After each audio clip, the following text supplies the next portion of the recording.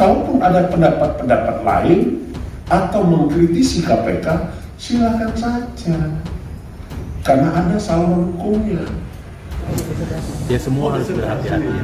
Kita tentu ingin penegakan hukum kita ini bukan menjadi alat kekuasaan untuk menjegal siapapun. Ya, saya kira termasuk Pak Anies. Saya kira rakyat Indonesia tidak menghendaki. Dan saya kira dari berbagai survei yang kita lihat, memang dia pendukung Pak Anies belum banyak. Karena itu, siapapun yang dipanggil KPK karena kepentingan penyidikan dan penuntutan terhadap suatu peristiwa pidana, khususnya tindak pidana korupsi. Ya, ini zona-zona merah sih seperti ini, apakah itu bisa menjawab soal integritas yang disampaikan KPK? Dan bagaimana juga dengan adanya pernyataan pimpinan KPK yang bagaimana semua pihak para penegakan hukum ini menegakkan hukum seadil-adilnya bagi siapapun. Silakan tegakkan hukum, tapi jangan mencari-cari. Kalau dianggap apa yang dilakukan oleh instansi KPK, baik tahap penyelidikan, tahap penyidikan, tahap penuntutan, ada yang dianggap tidak pas, silakan gunakan saluran sesuai dengan koridor hukum. Dalam penyidikan ini ada batas waktu. Nanti kalau batas waktu kita lewatkan, yang para tersangka nanti lepas demi hukum, kita kurang pas lah kalau kemudian kita terlalu fokus ke yang lain, sementara ini terabaikan. Pemeriksaan seseorang atau permintaan keterangan kepada seseorang itu tidak bisa diukur dengan lama atau sebentarnya waktu pemeriksaan. Bukan waktu itu yang dimaknai. Kita urai dari atas berapa yang turun, distribusinya kemana saja, dan siapa yang melaksanakan. Ke depan, dan saya menyampaikan, saya setuju dengan Pak Jokowi, 2024 ini rakyat jangan sampai salah dalam hal memilih calon presiden. Ini menjadi dalam penuntutan menjadi alasan-alasan yang memberatkan. Tentunya itu akan dipergunakan pada saat penyidikan itu menjadi catatan, dan pada saat penuntutan itu akan disampaikan. Hingga kita tidak akan mungkin dengan terjun bebas memanggil seseorang tanpa ada keperluan untuk kepentingan, apakah itu penyelidikan, apakah itu penyidikan, termasuk juga dengan kepentingan penuntutan.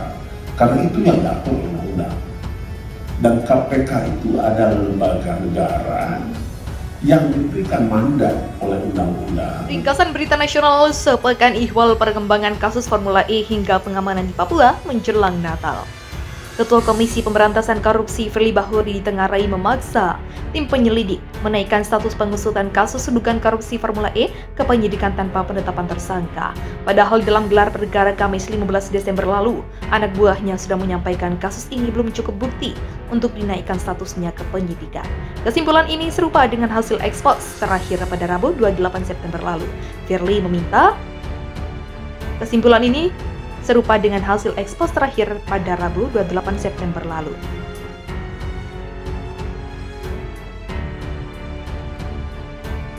KPK agendakan pemeriksaan Gubernur Jatim Hovifah Indar Parawansa usai ruang kerja digeledah. Komisi Pemberantasan Korupsi akan mengagendakan pemeriksaan terhadap Gubernur Jawa Timur, Hovifah Indar Parawansa.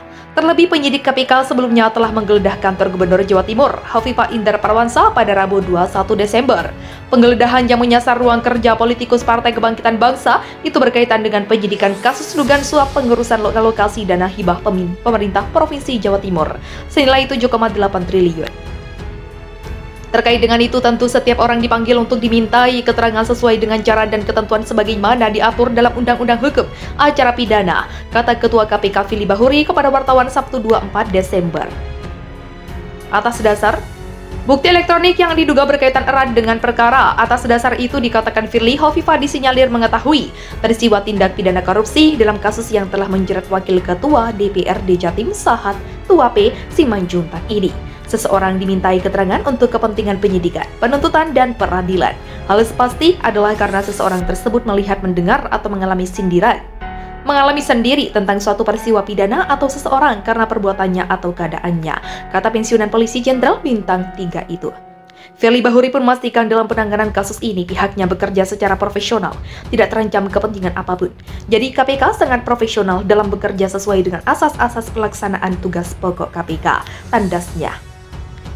Dalam kasus itu, KPK telah menetapkan 4 orang sebagai tersangka, yakni antara lain Wakil Ketua DPRD Jawa Timur Sahat Tua P. Simanjuntak, Rusdi selaku staf ahli Sahat, Abdul Hamid selaku Kepala Desa Jalguk, sekaligus selaku Koordinator Kelompok Masyarakat, dan Ilham Wahyudi alias Eeng sebagai Koordinator Lapangan Pokmas. Diketahui penetapan tersangka ini menindaklanjuti operasi tangkap tangan yang digelar tim penindakan KPK di Surabaya, Jawa Timur pada Rabu 14 Desember malam. Saat itu tim KPK mengamankan barang bukti berupa uang dalam pecahan rupiah, dolar Singapura, dan dolar AS dengan nilai seluruhnya 1 miliar. Wakil Ketua KPK Johannes Tanak dalam jumpa pers menjelaskan bahwa konstruksi kasus ini bermula saat pemerintah Provinsi Jawa Timur merealisasikan dana belanja hibah dengan jumlah seluruhnya sekitar 7,8 triliun kepada badan lembaga organisasi masyarakat. Distribusi penyalurannya antara lain melalui Pokmas untuk proyek infrastruktur hingga sampai tingkat kepedesaan. Johannes berujar pengusulan dana belanja hibah tersebut merupakan penyampaian aspirasi dan usulan dari para anggota DPRD Provinsi Jawa Timur. Satu diantaranya saat disebut menawarkan diri untuk membantu dan memperlancar pengusulan pemberian dana hibah dengan kesepakatan pemberian sejumlah uang sebagai uang muka. Abdul Hamid bersedia menerima tawaran tersebut. Diduga ada kesepakatan antara tersangka STPS dengan tersangka AH Abdul Hamid. Setelah adanya pembayaran komitmen fee ijon, maka tersangka STPS juga mendapatkan bagian 20% dari nilai penyaluran dana hibah yang akan disalurkan. Sedangkan tersangka AH mendapatkan bagian 10%, kata Johannes Jumat 16 Desember 2022 dini hari. Besaran dana hibah yang difasilitasi dan dikoordinasikan oleh kedua tersangka tersebut yaitu sebanyak 40 miliar telah disalurkan pada 2021 dan 40 miliar di tahun 2022. Agar alokasi dana hibah untuk tahun 2023 dan 2024 bisa kembali diperoleh Pokmas, tersangka AH kemudian kembali menghubungi tersangka STPS dengan bersepakat untuk menyerahkan sejumlah uang sebagai ijon sebesar 2 miliar, ungkap Johannes. Namun uang yang baru diterima saat hanya sebesar 1 miliar. Uang ini yang diamankan tim KPK saat menggelar OTT, sedangkan 1 miliar lainnya direncanakan akan diberikan pada Jumat 16 Desember. KPK menduga saat telah menerima total 5 miliar terkait pengelolaan dana hibah tersebut. Berikutnya, tim penyidik masih akan terus melakukan penelusuran dan pengembangan terkait jumlah uang yang penggunaannya yang diterima tersangka STPS, kata Johannes. Atas perbuatannya, Sahat dan Rusdi selaku penerima suap disangkakan melanggar pasal 12 huruf A atau huruf B atau pasal 11 Undang-Undang Pemberantasan Tindak Pidana Korupsi, Jo pasal 55 ayat 1 ke 1 KUHP. Sementara Abdul Hamid dan Eeng selaku pemberi suap disangkakan melanggar pasal 5 ayat 1 huruf A atau B atau pasal 13 Undang-Undang Tipikor Jo pasal 55 ayat 1 ke 1 KUHP.